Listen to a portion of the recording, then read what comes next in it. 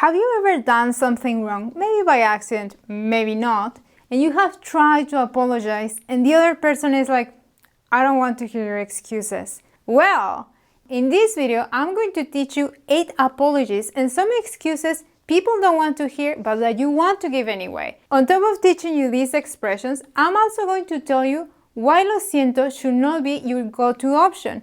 And I'm going to tell you how to use these expressions in real life. Perdóname la vida, but there is more in life than perdón en lo siento. So let's start working on your vocabulary with the first apology. And this apology is Perdóname la vida. This apology means spare my life or pardon me for breathing. As you can tell, this is a little bit cheeky and a little bit sarcastic. We usually apply Perdóname la vida when we want to downplay a situation or when a friend or family member is being a little bit critical. So imagine this situation. Again, you left the TV remote in the place where it's not supposed to go. Obviously, your roommate, your significant other, or everyone in the world is going to make a big fuss about this. You are going to go and say, ay, perdóname la vida, no es para tanto. Pardon me for breathing. This is not a big deal. Is it the most sincere apology? No, but you're going to sound very natural when you use it. Okay, let's be serious for a minute. We want to be sincere sometimes. The next expression you're going to use is una disculpa. Una disculpa means an apology, and just like in English, this expression is a little bit more formal. In fact, in Spanish, we use una disculpa in business environments or customer service. For example, ay, una disculpa, nuestros sistemas están fallando. Our apologies, our systems are failing. The next example, cerramos a las 8, una disculpa. We close at 8, our apologies. A variation that you can use is mil disculpas, 1,000 apologies. This, funny enough, is not as formal as una disculpa. So you can use it with your friends in formal environments when you want to apologize for something you did. The next apologies people use in Spanish is me perdonas o me disculpas. These two mean do you forgive me? And choosing one or another depends on a personal preference. Me, for example, I love using me perdonas on a daily basis, and if I have to be a little bit more serious, I will use me disculpas. Let me give you some examples. No era mi intención comerme tu pastel. ¿Me perdonas? It was not my intention to eat your cake. Well, kind of was, but do you forgive me? Another example. Rompí tu camisa. ¿Me disculpas? I tore your t-shirt. Do you forgive me? If you wanted to use these expressions to ask forgiveness for others, you only need to change the direct object pronoun. For example, ¿la perdonas? Do you forgive her? Okay, so let's say that you know that you did something wrong and you want to admit that thing that you did and start apologizing. To do that, you can use this, what I call preapologies, to start your apology. These phrases are la regué, lo arruiné, or in standard Spanish, me equivoqué, I messed it up. For example, ya sé que la regué, ¿me perdonas? I know I messed up. Do you forgive me? Or, lo arruiné todo, lo siento mucho. I ruined everything, I'm so sorry. Wait a minute, you just said that lo siento should not be our first option, so why did you use it? I know what I said, so stick around so I can show you why lo siento is used in very specific situations. The next expressions are perdóname o discúlpame. Pay attention to the pronunciation because these two have accent marks. Perdóname and discúlpame. These two mean forgive me. And again, you're going to choose one or the other based on your personal preference. I prefer to use perdóname. Let me show you some examples of how to use them. Perdóname, por favor, please, forgive me. O, ya, discúlpame, no fue mi intención. Come on, forgive me, it was not my intention. As you can see, you can add words such as por favor, ya, or even ándale to emphasize your apologies. However, keep in mind that in this context, these words, especially ya and ándale, are working to intensify the apology. So don't take their meaning literally. So the next expression that you can use, and this one is a little bit more formal, you can still use it with friends and family, is pedir disculpas o pedir perdón, to ask for forgiveness. Let me show you how you're going to use this expression. Te pido perdón por lo que hice. I apologize for what I did.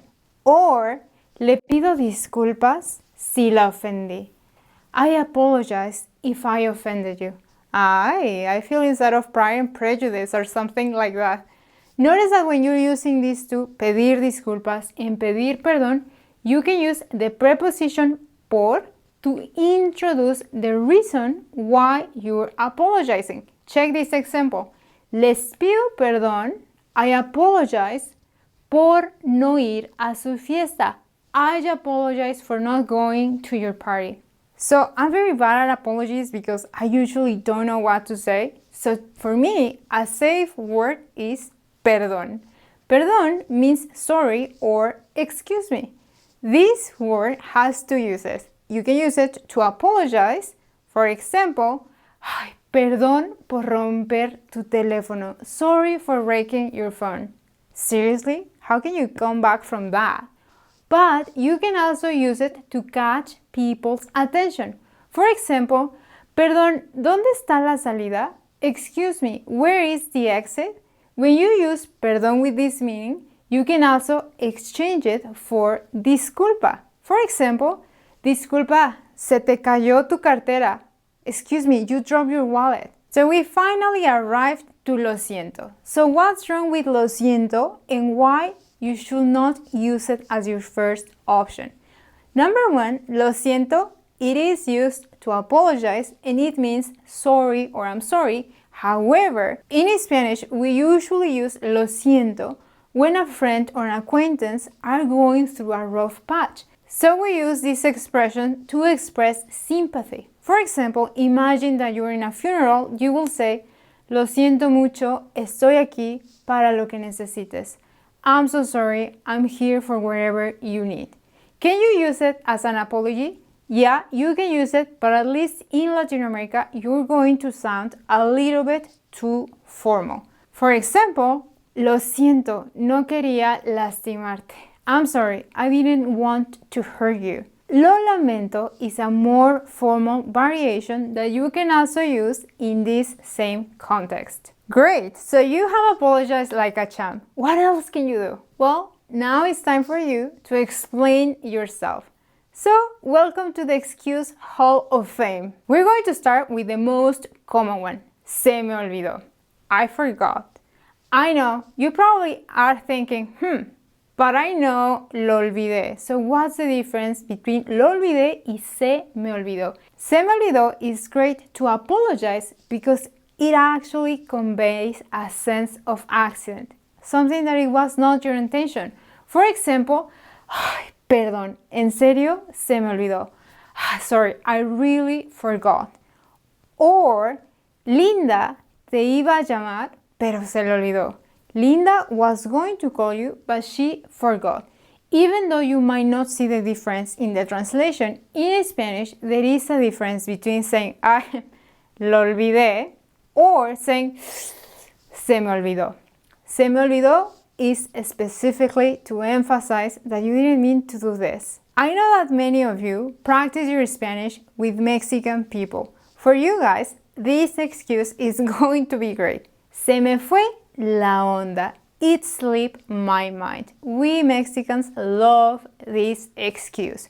For example, perdón, tenía que hablarte, pero se me fue la onda. I'm sorry, I had to call you, but it slipped my mind. I'm sorry. It's been a very rough week. The next excuses that you can use is tuve mucho trabajo. I had a lot of work, and you probably don't want to be smiling when you say this. For instance, ay, no fui porque tuve mucho trabajo. I didn't go because I had a lot of work. If this doesn't cut it, you can also say, me salió una emergencia. I had an emergency. No pude ir porque me salió una emergencia. I couldn't go because I had an emergency. Really? What happened? What was the emergency? Let's move on to the next expression. The next expression you want to use is fue sin querer. I didn't mean to. And don't forget to use the puppy eyes. Fue sin querer, you can also replace it for no fue mi intención o no quise hacerlo. Let me show you. Ay, perdón, mamá, rompí tu jarrón, pero fue sin querer. I'm sorry, Mom, I broke your vase, but I didn't mean to. Another excuse we use a lot is fue culpa del perro o fue culpa del gato. It was the dog or the cat's fault. But please, make sure you have a dog or you have a cat or this is not going to work. I have done it, it didn't cut it. Another cool excuse you can give is perdí la noción del tiempo. I lost track of time. I'm sorry. Let me give you this example. Ay, perdón por llegar tarde. Perdí la noción del tiempo. Sorry for being late. I lost track of time. Really? It's nothing to do with the fact that you were watching Netflix, right? It's a joke. I do it all the time. The next one, and this one, I believe it's great because it's true. Había muchísimo tráfico. There was a lot of traffic. Ay, perdón por hacerte esperar. Es que había muchísimo tráfico. I'm so sorry to keep you waiting. It's just that there was a lot of traffic. Don't you live across the street? So we got to the most powerful excuse of all. This one is my favorite because you get to customize based on your situation and based on the excuse that you want to give. So what are you going to do here? To start, you're going to use ir in the imperfect form plus infinitive plus pero. And you know what they say. Nothing counts before but. So let's make it work. For example, te iba a invitar, pero creí que no ibas a venir. I was going to invite you, but I thought you wouldn't want to come. So why is the excuse so powerful? Ir in the imperfect tense is used to talk about intentions that were never fulfilled. It's great for excuses. Listen again. Te iba a invitar. I was going to invite you, but I didn't know if you wanted to come to my party. You don't like parties, so I didn't know. But I did have the intention, so you have to forgive me. So that's great. You know all of these excuses and these apologies. I want to remind you that if you need to, you can watch this same lesson in my Spanish immersion channel. Haha, no excuses for not practicing your listening and comprehension. I'm also going to leave you a link to a guide where you can find these apologies and you can see more examples of how to use them. So this is very cool. You know very useful apologies and excuses, but guess what? That is not tricking the teacher. So you have no excuse for not hitting the like button. I'm joking, partially. I hope to see you soon, guys. Bye!